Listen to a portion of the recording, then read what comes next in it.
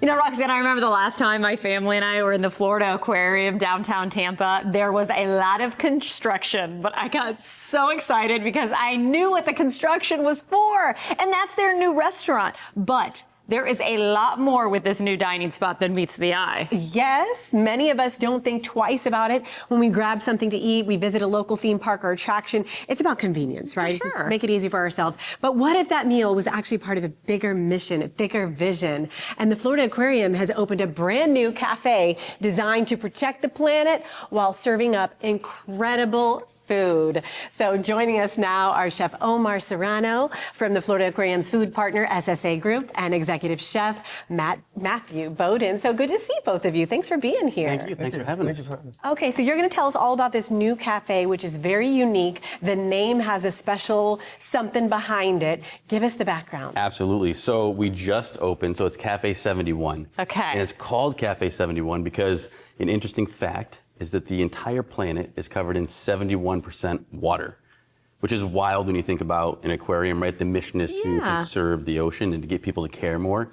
And so one of those facts when you walk in, go, man, kind of mind-blowing to think that 71% of the world is water. And so it really gets you in the mindset of we need to take care of it. We need to put extra effort in. We need to really pay attention to not only what we do, but the things that we eat as well. Well, let's dive in. I mean, you're preparing something for us. Explain what you're preparing and explain the sustainability behind everything that's on the menu and why that's so important. So hopefully you can chop and talk at the same time, because I just threw a lot at Omar while I told him to get I'll be doing some of the chopping, too. and Chef Matt will take a lot of the talking, but I'll be preparing you for the cobia roll.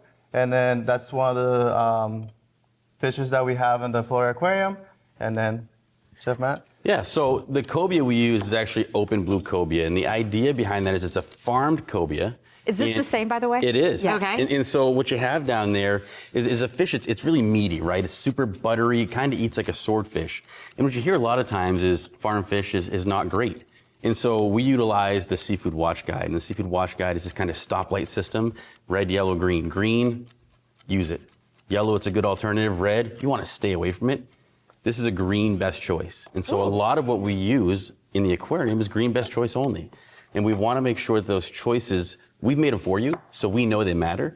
These guys are actually down in the Caribbean. They farm this fish. It's super, super buttery, like I said. And so if you love swordfish, this really does it. This is our kind of alternative to a lobster roll, right? It's a new take on something really familiar. I've had cobia before. You haven't had cobia, have you not? Just how you described it is perfect, the texture of it. It's a really yummy fish. So I can't wait to try it in a roll. And while Chef Omar is cooking, we do want to also talk about, or I should say preparing, we also want to talk about all the stops you pulled out from a technological standpoint to create this and really focus on that vision of sustainability. Yeah, absolutely. And so the idea is from the second you walk in, it's sustainability, right? So there's no single-use plastics. There's no single-use stuff. When you look on the counter here, like this is all in glass jars. It's not your typical plastic throwaway, right? Because we want to make sure it's reusable. When you come in the cafe, things are reusable as well. Even when you go throw away your trash, we have something called Oscar. Oscar is this machine, like when we all walk up to the trash, we all know it's the hardest thing to do. You never know where to put stuff. You have no idea where to put it. And 9 times out of 10, you're getting it wrong. Yeah, at the airport, I always do. A blue, green seems intuitive, but I think that's the wrong one. So Oscar takes away all the thinking. So you walk up, and this thing tells you where to put it.